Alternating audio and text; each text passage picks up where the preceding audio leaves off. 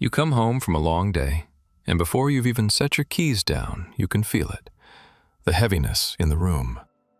The sigh before the conversation even starts.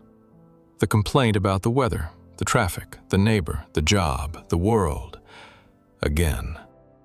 You love this person, but somewhere along the way, being around them started to feel like carrying a weight you didn't ask to hold. If you're living with a spouse who seems to see the worst in everything, you already know the exhaustion isn't just physical. It's the constant bracing. The way you start filtering your own good news because you're not sure you have the energy to watch it get picked apart. The quiet resentment that builds when you realize you've become the emotional shock absorber for someone else's outlook on life. This isn't about learning to tolerate negativity. It's about understanding what's actually happening in them and in you, so you can respond with clarity instead of just reacting with exhaustion. Negativity in a long-term relationship is rarely just a personality trait. Very often, it's a symptom. It can come from unprocessed stress, unmet expectations, old wounds that never fully healed, or a nervous system that's been stuck in threat mode for so long that pessimism starts to feel like safety. When someone expects the worst, they're never blindsided by it. Negativity, in a strange way, can function as armor. That doesn't make it easy to live with, but it does change how you approach it, because you're not dealing with a bad person. You're dealing with a person whose brain has learned that scanning for problems feels safer than hoping for good outcomes. Here's the first shift that matters. Separate the behavior from the identity. Your spouse complaining constantly doesn't automatically mean they're an unhappy person at their core, and it doesn't mean your relationship is failing. It means a pattern has taken root, and patterns, unlike identities, can change. The moment you start seeing this as, my spouse is just negative, instead of, my spouse has fallen into a negative pattern, you either resign yourself to a life of walking on eggshells, or you start looking for what's actually feeding the pattern. Ask yourself honestly, when did this start feeling heavier than usual? Was it after a job loss, a health scare, a financial strain, the birth of a child, a loss in the family?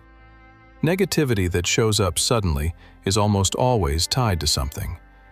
Negativity that's been there from the very beginning of the relationship is a different conversation, one that may point to deeper wiring, sometimes shaped by how they were raised, or by unresolved anxiety or depression that's never been named out loud. Either way, the goal isn't to diagnose your spouse from the outside. It's to stop treating the negativity as random and start treating it as information. Now here's the part that's harder to hear. Living with a negative spouse changes you too, whether you notice it or not. When you're constantly absorbing someone else's pessimism, your own nervous system starts adapting. You become hyper-alert to their moods. You start pre-editing what you say.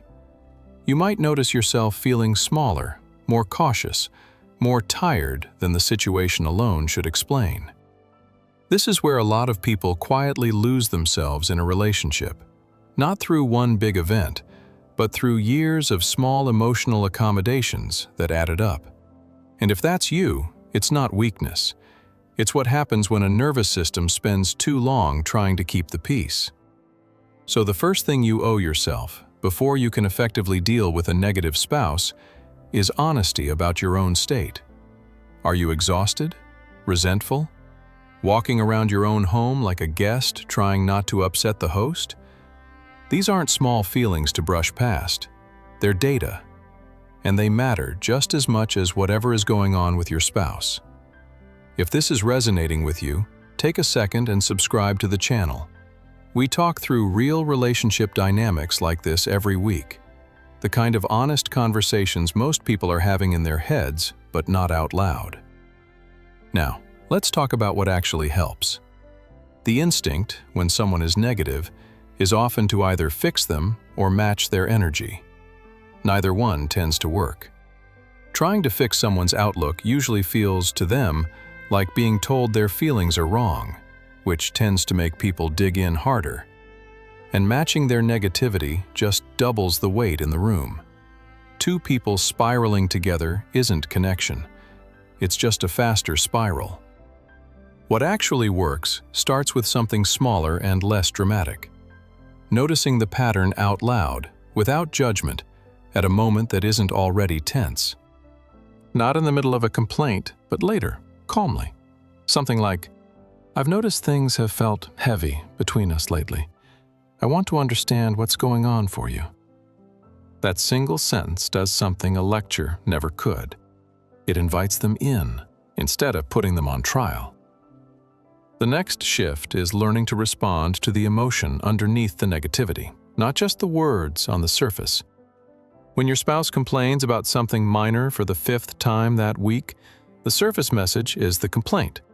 But underneath it is often something like, "I feel unseen," or "I'm overwhelmed," or "I don't feel like anything I do matters."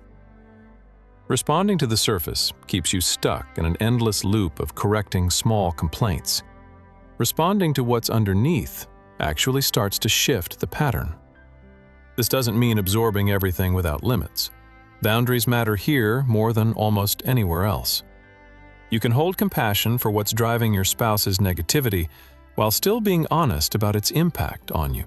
Something like, "I love you and I want to support you through whatever this is. But I also need us to find a way to talk about hard things that doesn't leave me feeling drained every day." That sentence holds both truths at once, care and limit. And that combination is often what negativity has never actually been met with before. It also helps to protect small moments of positivity instead of quietly avoiding them. A lot of people in relationships with a negative partner start unconsciously hiding their good news, their excitement, their hope, because they've learned it usually gets deflated. Over time, that erodes intimacy far more than the negativity itself. Instead of hiding it, try naming it directly. "I know this might not be exciting to you, but it matters to me, and I want you to know about it." You're not demanding enthusiasm. You're protecting your own right to feel joy in the relationship, even if your spouse can't always meet you there yet. And finally, know the difference between someone who is stuck and someone who refuses to move. Change takes time, and a spouse who's willing to have honest conversations, who shows even small effort, who can hear feedback without treating it as an attack, that's someone working through something, even if slowly. But if every attempt at honest conversation is met with denial, blame, or contempt, and nothing shifts no matter how much compassion or patience you bring, that's information too. Compassion for someone's struggle doesn't mean you're obligated to carry it indefinitely, especially at the cost of your own well-being. Dealing with a negative spouse isn't about becoming their therapist, and it isn't about pretending the weight doesn't exist. It's about staying curious instead of resentful, honest instead of silent, and clear about what you need instead of quietly disappearing inside the relationship to keep things calm. The goal was never to fix your spouse. It was to build a relationship where both of you can be honest about what's hard, without either of you having to carry it alone. If this video brought you value, subscribe to the channel. It helps us keep making content like this, and you won't miss the next one. Timeless wisdom for life, love, and growth.